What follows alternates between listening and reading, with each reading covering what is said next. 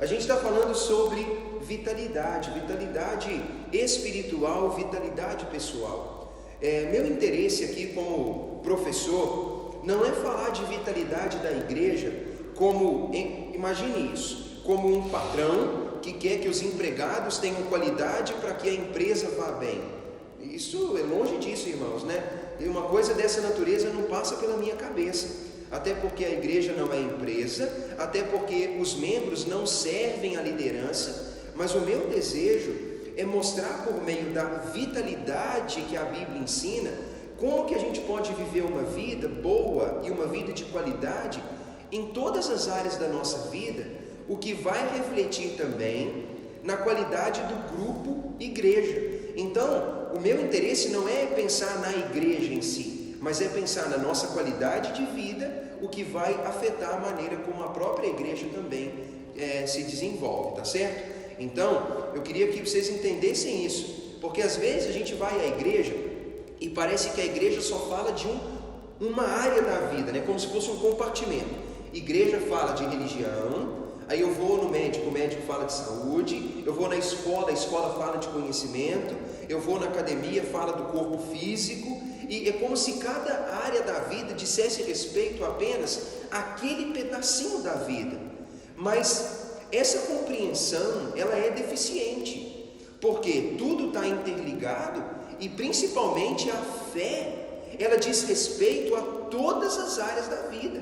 Porque, irmãos, a convicção que a gente tem de mundo, as crenças que nós temos, elas mudam a maneira como a gente encara tudo na vida. Tudo se conecta. E não só apenas o aspecto religioso, mas até mesmo essas outras áreas. O conhecimento muda tudo, o bem-estar físico muda tudo, a saúde interfere em tudo, tudo se conecta. E quando a gente vai à igreja, não é para a gente nutrir aquela partezinha típica do eu estou agora no meu momento religioso, como se tivesse a vida religiosa e a vida não religiosa. Essa é uma doença que tem afetado a igreja hoje, mas não é o que eu pretendo. Quero sempre mostrar para vocês como a gente pode viver a nossa fé. Até porque, irmãos, se a gente fizer uma conta básica, numa semana de 168 horas, nós passamos quantas horas na igreja? Bem, 1 hora, 2 horas, os que participam de tudo participariam de 5 horas. Imagine, 5 horas em uma semana de 168 horas, o que significaria isso? É pouquíssimo, né? É menos do que a gente passa vendo TV, ou talvez assistindo vídeo de alguma forma, é pouquíssimo. Então, não é que a gente fica tentando equilibrar assim, a vida religiosa com a vida cotidiana. O interesse é usar essas horas que temos para que ela possa mudar a maneira como a gente viva as outras horas que a gente tem no nosso dia a dia. E isso é o que a Bíblia pretende e é isso que a igreja também pretende, tá? Então, a gente vai falar um pouquinho desse aspecto da maturidade. Falamos sobre os fundamentos da nossa maturidade, a gente tem falado agora sobre o desenvolvimento dessa maturidade espiritual, tá bom? Vamos orar, irmãos, depois a gente medita com mais clareza. Santo Deus, teu nome é precioso, a tua palavra ela é perfeita e clara, e eu creio, Deus, que o Senhor tem uma maneira de nos ensinar. Eu tenho certeza, Pai, que nós estamos lidando com muitos desafios em nossa vida, desafios nos nossos relacionamentos, desafios no trabalho, na escola, desafios para desenvolver uma carreira. Eu vejo, Pai, que no meio desses desafios naturais do homem, nós que vivemos a fé de uma maneira mais próxima, que temos o convívio da comunidade, da igreja, nós também presenciamos que a igreja sofre com algumas heresias ou doenças espirituais que têm afetado a vida dos membros. Eu creio, Deus, que nós precisamos muito da sabedoria que vem do alto, para que nós possamos nos desvencilhar de tudo aquilo que atrapalha o nosso relacionamento com o Senhor.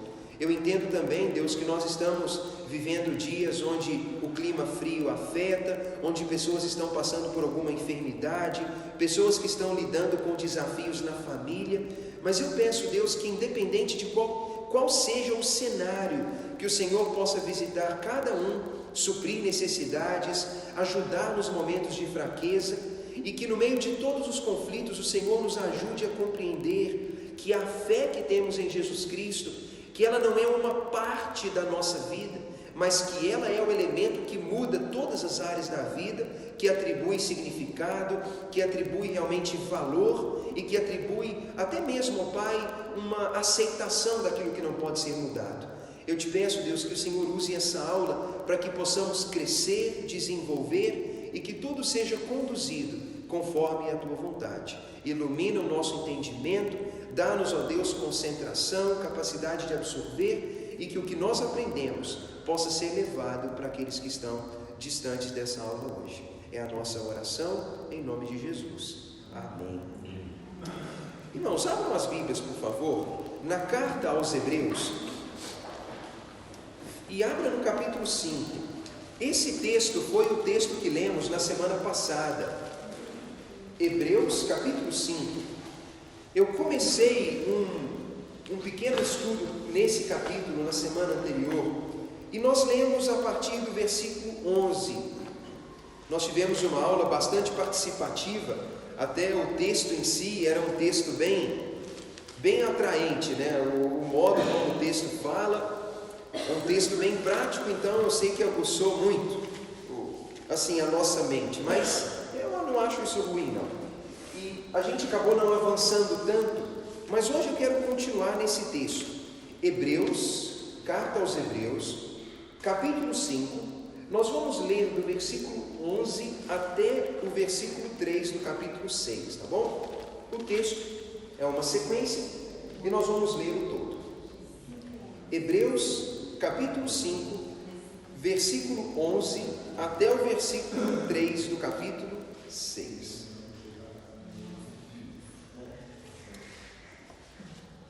A palavra de Deus, irmãos, diz nesse texto o seguinte: a esse respeito, temos muitas coisas que dizer, coisas difíceis de explicar, uma vez que vos tendes tornado tardios ou desanimados em ouvir.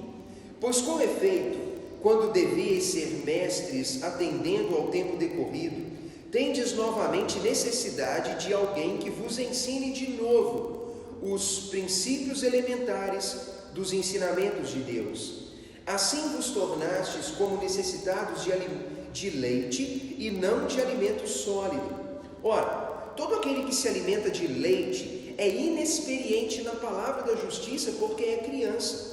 Mas o alimento sólido é para os adultos, para aqueles que pela prática têm as suas faculdades exercidas, para discernir não somente o bem, mas também o mal. Por isso, pondo de parte os princípios elementares da doutrina de Cristo, deixemos-nos levar para o que é perfeito, ou para o que é mais maduro, mais completo, mais difícil, não lançando de novo a base do arrependimento de obras mortas e da fé em Deus, o ensino de batismos, da imposição de mãos, da ressurreição dos mortos e do juízo eterno.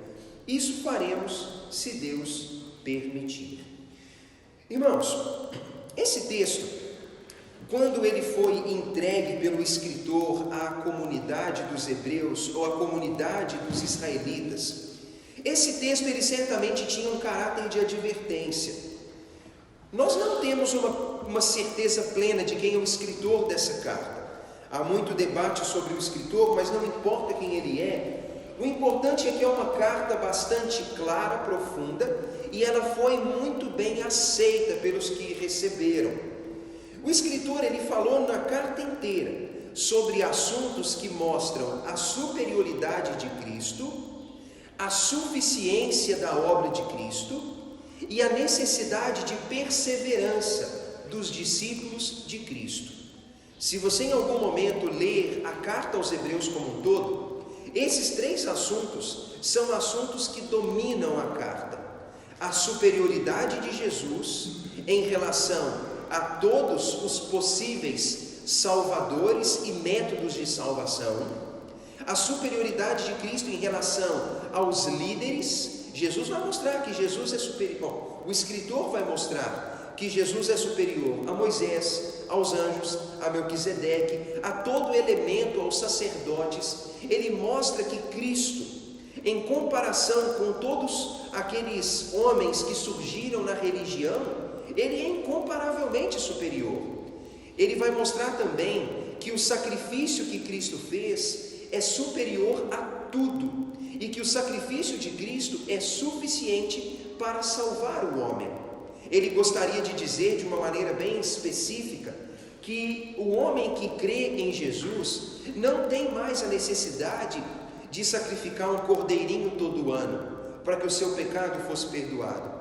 A comunidade dos hebreus, ela vivia esse contexto, onde eles ofereciam sacrifícios, onde os sacerdotes ofereciam sacrifícios, e naqueles sacrifícios, pecados eram confessados e perdoados pelo derramamento do sangue do animal. Mas ele vai dizer, Cristo veio e de maneira definitiva derramou o seu sangue, e o seu sacrifício é suficiente e definitivo. Não há necessidade de mais sacrifício. Cristo fez tudo uma vez por todas. Ele vai mostrar também que aqueles que já compreenderam isso, eles devem agora perseverar nessa fé em Jesus.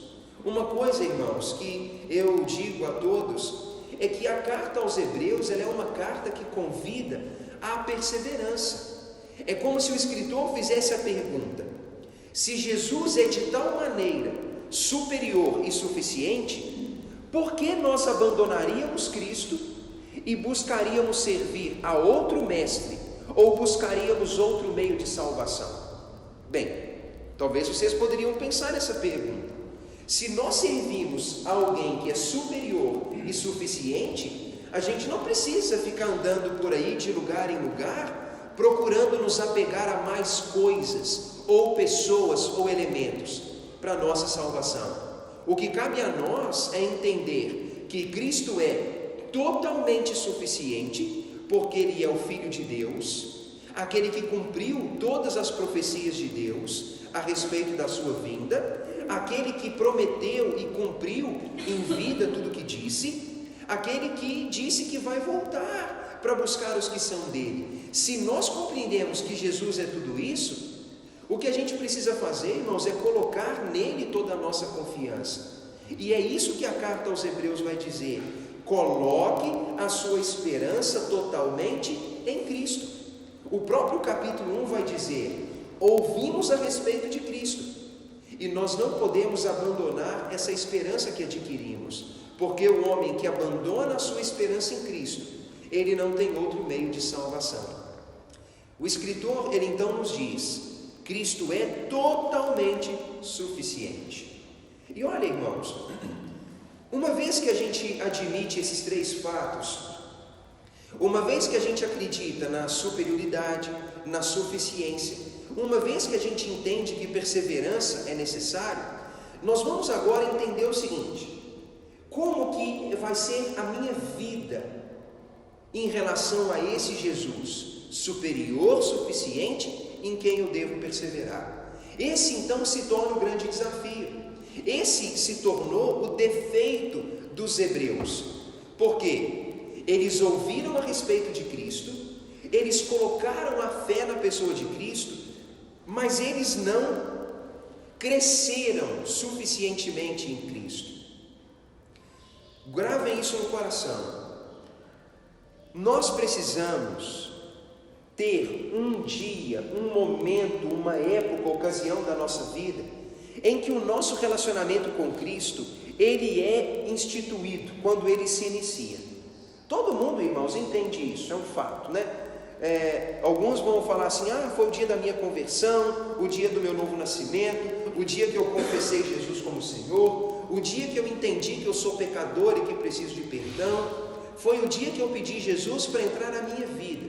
Tudo isso está certo, porque a Bíblia fala de tudo isso. Existe um momento da nossa vida em que o amor de Deus, ele chega à nossa mente, ao nosso coração, e aquilo parece que nos atinge de uma forma diferente.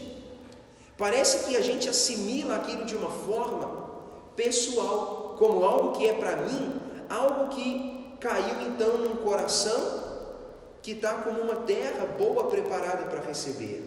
É curioso que a gente pode ser que muitos de nós ouvimos a respeito desse assunto dezenas de vezes, mas aquilo batia no nosso coração como se batesse e aquilo repicasse, tivesse ali, batesse e aquilo não penetrasse, até que tem um momento em que nosso coração está preparado, nosso coração está sensível, nós estamos em um processo de arrependimento e humilhação, e aquilo bate em nós, aquela mensagem, e aquilo penetra no nosso coração. É como se nós entendêssemos que Jesus Cristo, Ele não está fazendo algo para o outro, mas que Ele está fazendo aquilo por mim, que não tem a ver com o mundo inteiro, tem a ver com cada indivíduo, tem a ver comigo, e cada um vai ver isso em relação a si mesmo. Eu não estou dizendo, irmãos, que a obra de Cristo não é para todo mundo. Eu estou dizendo que há um momento em que eu paro de pensar no todo e eu admito que Cristo fez aquilo por mim, que já não é mais Jesus salvando o mundo, porque o mundo precisa, porque isso todo mundo sabe, irmãos, porque o mundo é mau, corrupto, tem muito crime e tal, e a gente diz, não, o mundo precisa de Deus, de Jesus. Mas há um momento, quando existe esse encontro com Cristo, que o homem que se humilha diante de Deus, ele entende, eu preciso. É onde se dá então esse início de uma vida com Cristo. Mas aí o que acontece? Houve então esse início, mas a partir desse momento nós iniciamos uma caminhada, que deveria ser uma caminhada de desenvolvimento. E é isso que o escritor disse aqui. Ele fala, eu estou escrevendo essa carta, ela não é uma carta simples, porque eu estou falando de assuntos que são um pouco difíceis. Mas o assunto está ficando mais difícil de entrar na mente de vocês, porque vocês perderam a capacidade de ouvir e de aprender. Vocês agora se tornaram relaxados, perderam aquele desejo do aprendizado. Vocês, na verdade, esfriaram. Irmãos, olha que palavra perigosa. Os cristãos hebreus, eles estavam andando com Cristo, mas eles perderam o desejo de aprender. Eles perderam aquela humildade, aquele anseio mesmo, sabe? Aquela coisa boa de falar, eu quero aprender, eu quero ouvir mais. Mas não, eles perderam isso. E o escritor diz, vocês agora já deveriam, pelo tempo que têm, estar em outro nível. Vocês já estão andando com Cristo há tempo suficiente para estar em outro nível de maturidade, outro nível de conhecimento. E ele vai dizer, vocês não atingiram esse nível, porque vocês agora estão regredindo, retrocedendo, como alguém que precisa aprender de novo o ABC, o beabá, como uma criança que precisa de leite, de novo, quando já deveria estar se alimentando com alimento sólido. Irmãos, o que o escritor fala a respeito dos hebreus é um desafio da igreja de todas as épocas, eu não tenho dúvida. Porque há um momento da nossa vida, quando a gente chega perto de Cristo, quando a gente começa uma jornada espiritual, onde a gente fica assim com um desejo de aprender muito grande. Eu tenho certeza que todo mundo passou por isso. A gente queria ler, a gente queria ir na igreja todo dia, a gente queria ouvir pregação, a gente pegava pão, tudo que a gente pegava a gente queria ler, a gente estava com aquele desejo de absorver, de ir. Aquelas épocas do passado que a gente não tinha carro, mas ia a pé, ia de ônibus, pedia carona, atravessava a cidade e fazia esforço, jovem pedia dinheiro para ir em evento, e todo mundo queria fazer. Só que o tempo vai passando e a gente vai dando uma relaxada. Eu não sei se o relaxamento é fruto de empolgação exagerada no princípio, sem moderação, ou porque a gente acha que já aprendeu um tanto bom e agora já está legal, ou porque a gente realmente começa a olhar para o homem e deixa de olhar para Deus. Esse provavelmente é um problema maior, porque quando a gente chega nesse ambiente religioso, a gente chega na igreja, a gente chega por causa de Cristo. A gente chega porque foi convencido de que é pecador, de que sendo pecador a gente está passível de condenação. a gente descobre que Cristo morreu por mim, e eu vejo que tudo tem a ver com minha relação com Cristo. Aí eu entendo, então eu preciso começar a congregar, e a gente vai na igreja. Aí à medida que a gente começa a conviver na igreja, a gente começa a conviver com gente, e gente erra. Aí eu começo a olhar assim, o professor, a professora, o irmão, o pastor, a mulher do pastor, o tesoureiro, o músico. A gente começa então a conviver no meio da comunidade, e a gente começa a ver que a comunidade é imperfeita. Aí aquele pique que a gente estava com Cristo, ele começa a dar uma caída, porque a gente parece que desconecta um pouquinho o olhar do Cristo que tem a ver comigo, e começa a conectar o nosso olhar com o próximo. E aí a gente descobre que aquilo ele falha. Irmãos, posso dar um exemplo pessoal. Até esses dias estava conversando com o irmão lá. Era o mês de julho de 2000 e do ano 2000. Eu tinha chegado na igreja há pouco tempo, eu era menino, adolescente, e eu estava participando de um campeonato de futebol lá da cidade. E justamente o último jogo do campeonato era na quinta-feira, dia de culto na igreja. Bem, eu amava a igreja, eu gostava, eu estava naquela fase assim, de que eu queria mesmo tendo 12, 13 anos, eu tinha um desejo muito grande de aprender. Mas era um jogo, eu jogava, eu tinha que estar lá e tal, e eu não fui no culto. Mas eu acabei o meu jogo lá rapidinho, e eu assim que acabou, eu fui na igreja. Quis passar na igreja, porque eu amava a igreja. Quando cheguei lá, tinha um pastor substituindo o pastor da nossa igreja, e ele olhou para mim e falou: Tiago, espero que chegue um dia que você aprenda a priorizar o que é mais importante, que você deixe esse futebol e venha para a igreja. Bem, quando ele falou aquilo, eu fiquei constrangido, fiquei com vergonha, porque onde você vai enfiar a sua cara naquela hora? Porque assim, eu passei lá numa atitude de humildade, e a pessoa vem assim, com esse assim para mim. Bem, ele estava errado, eu diria assim, que na essência ele estava preocupado comigo, mas a maneira foi ruim. Aí o que acontece? Olha o problema disso. Isso bate no coração da gente, e eu era criança. Para mim tudo bem, criança está numa fase onde ele aceita a repreensão de qualquer pessoa, ser maleável. Mas e se faz isso com uma pessoa mais adulta?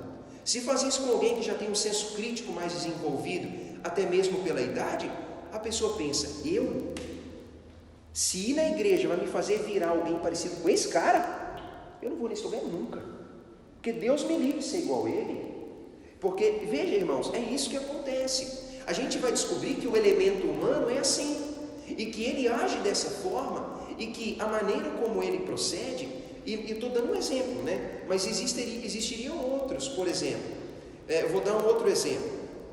Eu estava fazendo um trabalho com um primo jovem, a gente estava sempre juntos, e eu levei, né, ele na igreja e tal, e ele, por curioso que seja o mesmo pastor, ele acabou combinando com esse meu primo, falou: Rafael, quero fazer uma visita na sua casa. Minha família é hiper católica, religiosa, não dá muita trela para essas coisas de crente, são muito cautelosos com essa coisa de Bíblia. Bem, ter aversão ao crente, isso é direito, mas aversão à Bíblia já é um problema, né? Então é um povo que meio fechado para a Bíblia. Mas aí esse pastor combinou com meu primo de ir até lá, e marcou o dia, tal, meu primo todo empolgado, a família ficou toda empolgada, se prepararam como é típico da gente, e ficaram esperando. O pastor não foi, ele não foi. Aí, poxa vida, irmãos, aí dá aquela sensação assim, e olha, não era um evento onde iriam outros, era só o pastor, né? Era só ele, e não foi. Aí deu aquela sensação de vem aquele mal-estar. Aí o que acontece? A gente é jovem e lida, mas isso começa a criar então alguns sentimentos de aversão à comunidade. Aí veja, a pessoa que no princípio estava focada no relacionamento dela com Cristo, ela entra na comunidade e ela começa a ver os fracassos da comunidade, o fracasso do pastor, dos membros, e logo então ela esfria. E veja qual que é o problema disso. Ela esfria seu relacionamento com Deus, projetando em Deus a sua frustração com a comunidade. E aí, irmãos, o que acontece? A pessoa que antes estava empolgada, ela perde a capacidade de ouvir, ela perde a capacidade de aprender, e acontece com ela o que está escrito no versículo 12: Olha o que o escritor diz: pois com efeito, quando vocês já deveriam ser mestres, levando em conta o tempo que já passou, vocês estão agora com necessidade de que alguém ensine para vocês de novo os princípios elementares de Deus, porque vocês se tornaram como crianças que precisam de leite. Olha como que essa palavra chega ao nosso coração de uma maneira assim, bem direta. Ele vai dizer: o tempo, ele deve tornar todo cristão mestre. Irmãos, não se enganem. Todo homem, com o tempo, ele vai se tornando perito, habilidoso em uma área, né? O tempo torna a gente assim. O tempo torna a gente bom motorista, bom profissional. O tempo faz milagre. Tempo aliado à prática deixa a gente mais bem desenvolvido. E na fé a mesma coisa. A pessoa que se relaciona com Deus, que tem interação com a palavra, essa pessoa com os anos ela vai se tornando habilidosa, conhecedora. E aí, olha qual que é o critério dessa maturidade. O que o escritor está levando em conta são os elementos dos oráculos de Deus. Quando fala oráculos de Deus, está falando sobre os ensinamentos. Está falando, irmãos, de fato sobre ensinamentos. No capítulo 6, versículo 1, fala sobre doutrina. Ou seja, o escritor está querendo mostrar que o homem amadurece à medida em que ele interage com os oráculos, com as doutrinas, que em resumo é a Escritura. À medida em que o homem interage com as Escrituras, ele então vai amadurecendo, ele vai aprendendo. Aí alguém pergunta: mas pastor, como que eu vou então amadurecer com a Escritura? Bem, é óbvio que quando a gente lê o texto, isso é indispensável, tem que ler o texto bíblico, irmãos. Pastor tem que ler, membro tem que ler, não importa quantas vezes você leu, né? Eu sei que às vezes é desafiador. Por exemplo, a gente faz um plano assim, de que vai ler a Bíblia toda. Aí, por exemplo, eu vi que o Ângelo comentou que está fazendo isso, eu também passei pelo mesmo, estou no mesmo caso. Você leu tudo, chegou até o final lá de novo. Aí você fala: agora eu vou voltar lá no princípio. Você fala: nossa, mas eu li esse Gênesis 500 vezes. Mas você fala: não, azar para lá, li 500, leio 500 mil, não importa. Porque você vai sempre lendo, sempre absorvendo mais e sempre aprendendo mais, e vai fazendo esse processo. A interação com o texto traz isso para nós. Mas o que é o nosso problema? Chega um dado momento, irmãos, que a gente perde a interação com o texto. A gente não está mais aprendendo porque não está lendo. A gente para de aprender porque a gente não está mais ouvindo na igreja, porque a gente não vai mais ao culto. A gente para de aprender porque, observe, a gente tem acesso hoje a ferramentas que as pessoas não tinham. Por exemplo, se você perguntasse assim: pastor, você podia me dar uma dica de algum homem bom que pode ensinar coisa boa, que eu considero bom, né, no meu padrão, que eu queria em casa ouvir? Porque, irmãos, olha que coisa boa. A gente pode pegar nosso celular, colocar o fone do ouvido, passar aquela hora ou 2 horas que você está lá varrendo a casa, fazendo comida, que pode ser uma hora meio monótona. Olha que bom. Vai fazer o almoço de domingo, se você não tiver com gente em casa, está sozinho, né? Porque também não é para entrar no submundo do fone, que é uma das grandes desgraças do mundo, irmãos, eu considero, né? O fone é como se ele dissesse: não estou disponível, né? Não estou disponível. Alguém senta do seu lado no ônibus, põe o fone, é como se ele dissesse: não quero papo. Bota o fone na rua, não estou disponível. Eu tenho horror de fone, né? Por causa disso. Porque o fone, ele é um tipo assim, não estou nem aí. Mas se você está em casa e pode fazer aquilo, sabe o que você faz? Bota o fonezinho e vai escutar uma pregação. Você está com dúvida. Irmãos, eu faço isso com muita regularidade. Com assuntos que eu gostaria de ouvir outras opiniões, eu digito lá. Por exemplo, gosto muito do Augusto Nicodemos, gosto muito do Luiz Saião. Gosto desses dois. O que eu vou lá e faço? Escrevo lá: assunto tal, fulano de tal. Aí eu escuto. É bom. Enquanto eu estou lá em casa, é ótimo. Então, irmãos, parem para pensar como que a gente tem ferramentas hoje muito boas. Eu posso acessar o YouTube, posso acessar o canal lá de uma igreja, de um homem, eu posso rever pregações, eu tenho acesso a livros, muitas coisas estão disponíveis. O que estou querendo dizer para vocês? Nós temos tempo, oportunidade e nós temos recursos. Irmãos, nós temos tempo, nós temos recurso e nós temos oportunidade. Nós não temos nada, praticamente, irmãos, nada que nos impede em relação a esses cristãos daquele tempo, para que a gente não desenvolva, para que a gente não cresça. O que eu observo é que o que sobrava neles é o que falta na nossa geração. Eles não tinham muito acesso, mas eles tinham desejo. Hoje nós temos acesso em exagero, mas a gente tem pouco interesse. E o que o escritor vai dizer? Vocês precisam. Veja o versículo 14, irmãos. Vamos ler, é melhor ler. Diz assim, 14. Ele diz: mas o alimento sólido é para os adultos, ou seja, os assuntos difíceis, os assuntos complexos, eles só podem ser falados para aqueles que já amadureceram, para aqueles que praticando estão tendo as suas faculdades exercidas, para discernir não somente o bem, mas também o mal. Olha como que é importante. O escritor diz: o homem que amadureceu no seu conhecimento, ele se torna mais capaz de discernir o certo do errado. Então o escritor está querendo dizer que quando nós não amadurecemos, quando nós não crescemos, nós nos tornamos, irmãos, pessoas que são alvos fáceis para o erro. Porque quando nós nos tornamos maduros, nós temos a nossa mente, nosso coração apto para julgar não apenas o que é bom, mas também o que é mal. Porque muitas vezes é fácil identificar o que é bom. O cristão, às vezes, ele é mestre em identificar o que é bom. A gente fala assim: não, eu sou perito no que é bom, porque a gente vive num mundinho idealizado, onde a gente está em contato só com coisa boa, com gente boa, e a gente cria os nossos meninos na igreja só para lidar com coisa boa. Mas olha, a maturidade, ela significa também que todo mundo inevitavelmente vai ter acesso ao que é ruim, e que é na hora que ele tiver acesso ao que é mal, que aquele conhecimento que ele adquiriu vai fazê-lo entender que aquilo deve ser evitado.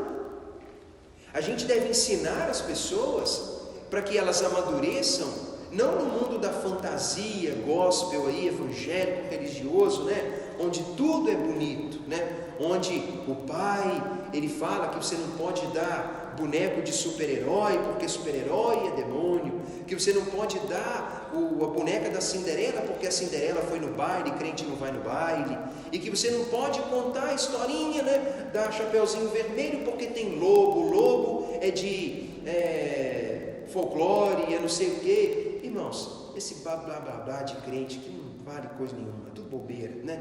Tudo bobeira, porque a gente faz isso com a criança. E aí um dia o menino cresce, aí ele vai ter acesso ao quê? A coisas, vai ter acesso a tudo, não vai? E nem depois que cresce. O menino hoje tem 3, 4, 5 anos, o pai coloca o celular na mão do menino, para ele ver YouTube. E a gente sabe como o YouTube é. Você assiste um negócio, ele te encaminha para outro negócio, e assim por diante.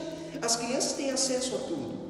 É aí que vem, irmãos, o conhecimento é importante, porque ele dá capacidade para que a pessoa julgue as coisas, para que ela julgue o que é bom, mas para que ela também saiba identificar coisas ruins e que ela comece a fugir. Eu faço esse apelo à igreja, irmãos. Nós precisamos desenvolver. É muito importante para a nossa vida que nós não sejamos crianças a vida toda. É muito importante que a gente não perca a capacidade de aprender e ouvir. E não se importe de eu dizer isso. Todo mundo deve aprender. Todo mundo pode aprender. E provavelmente, quase todo mundo pode nos ensinar alguma coisa. Quase todo mundo tem algo para ensinar. A gente precisa aprender a ouvir. E o que me incomoda é que a gente está numa época hoje onde a gente está com um senso muito crítico para ouvir as pessoas. Às vezes a gente fala assim: não, mas eu só ouço fulano, eu só ouço cicrano. Às vezes acontece isso, né? Exemplo, a pessoa vai à igreja, se chega lá na igreja, tem outra pessoa falando, a pessoa vai embora. Você fala, misericórdia, vai embora só porque não é aquela pessoa. E assim por diante, acontece muito isso. E assim, irmãos, é um desafio, porque a gente perdeu a capacidade de ouvir. Eu diria para vocês o seguinte: não ouça alguém que não fala da Bíblia. Sendo honesto, se alguém não fala da palavra e se diz que está te dando um ensino religioso, aí essa pessoa não tem que ser ouvida, né? Se ela disser que está dando palestra motivacional, instrução de vida, se é coach, se é alguma coisa, tudo bem. Mas agora, se a pessoa diz ser representante de Deus e não usa a Bíblia, aí essa pessoa, para mim, não é representante de Deus. Então eu não ouço essa pessoa, né? Mas se a pessoa fala da Bíblia, a gente poderia dar crédito e ouvir, especialmente se há credibilidade. Bem, gostaria, irmãos, que vocês pensassem nisso que vou dizer. O tempo está chegando ao fim, mas eu fiquei pensando muito nisso, e isso tem pesado no meu coração, porque eu acho que os cristãos estão vivendo um conflito com isso. É preciso definir se confiamos mesmo nas Escrituras e na relevância dela e da fé que as Escrituras ensinam para as nossas vidas em todas as áreas. É importante, irmãos, tratar isso. Eu acredito que nesse momento é um momento que a gente precisa definir se aquilo que a gente está aprendendo pela Escritura e a fé que a Escritura promove, se ela é de fato relevante para todas as áreas da nossa vida. Esse conflito, irmãos, eu vejo que está na mente da igreja, que está em conflito, assim, é um conflito generalizado hoje para o mundo. Será mesmo? Essa é uma pergunta. Será mesmo que o texto bíblico diz, será que isso é verdade, irmãos? Vamos ser sinceros aqui. Será mesmo que o livro do Enoque fala, que o Apocalipse de Pedro, que o Evangelho da Maria Madalena, será que o Evangelho do Judas, será que essas coisas não foram tiradas pela igreja para manipular a gente e esse texto bíblico não tem crédito? Será mesmo que esse negócio de religião é bem assim? Será que o texto não foi manipulado pelos homens? Será que isso aqui não é coisa de pastor ou de uma classe que está tentando ganhar dinheiro às custas da honestidade do povo simples? Será que isso aqui mesmo é para ser levado para a nossa vida? Ou como muitos dizem, será que nós estamos sendo orgulhosos achando o que todo povo religioso acha, que lá na Índia agora tem milhões de pessoas tomando banho no Ganges, achando que o culto deles é o certo? O budista está achando que o dele é o certo, o islâmico está fazendo guerra santa achando que o dele é o certo, o espírita está consultando o morto lá achando que o dele é o certo, e a gente também. Então eles vão dizer, mas quem te garante que o nosso é o certo? Irmãos, tem uma série de perguntas, e eu vejo que tem muito crente lidando com isso todo dia, e que no final das contas ele vai para casa e ele não confia na suficiência da Escritura e do que ela diz. Irmãos, o que eu compreendo e o que eu digo do que a gente aprende, estuda e que a gente vai entendendo mais e mais, quando a gente conhece o que está escrito aqui, a gente observa a perfeição de Deus em todos os níveis. A gente observa que não é fruto da invenção, que o que ela diz cumpre, que a Bíblia ela ensina uma fé, uma crença, uma ideologia ou uma cosmovisão, uma visão de mundo que deve mudar a maneira como a gente vê tudo. Mas é importante que cada um por si tenha bem definido na própria mente o que acredita, se acredita. E o desejo que eu tenho é que cada um possa concluir claramente se o que a gente aprende aqui é digno de ser levado em todas as áreas da minha vida, ou melhor, se eu devo colocar todas as áreas debaixo da minha vida, debaixo do que isso aqui ensina. Porque é isso que Deus pretende, irmãos. Se a gente lidasse com a Bíblia e com a fé que a Bíblia ensina, achando que Deus está ensinando uma área da nossa vida, tipo assim, né? Agora Deus vai ensinar para nós como viver a religião, o momento religioso. Isso é bobagem, claro que Deus não está querendo isso. Porque na verdade Deus ele nos criou para todas as áreas da nossa vida, e o que o texto bíblico nos ensina é como a gente vive tudo.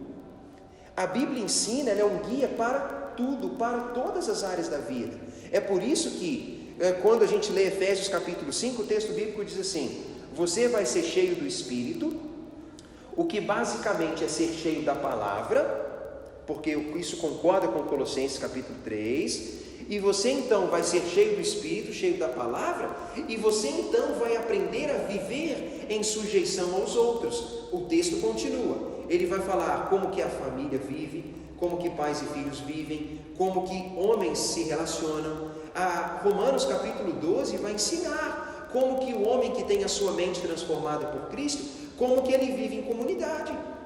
Ele vai ensinar que você pratica o bem, não pratica o mal, não julga, você não se vinga, você procura ter paz com todos. O texto vai ensinar como que a gente vive a nossa vida de maneira geral. Então, irmãos, tenham definido na mente se isso que a gente tem aprendido aqui é para a nossa vida toda, ou se é só para uma pequena parcela. Eu tenho certeza plena, e essa é uma convicção que eu tenho como indivíduo, e que cada um deve ter como indivíduo, de que é digno de crédito, e que aqui contém a verdade.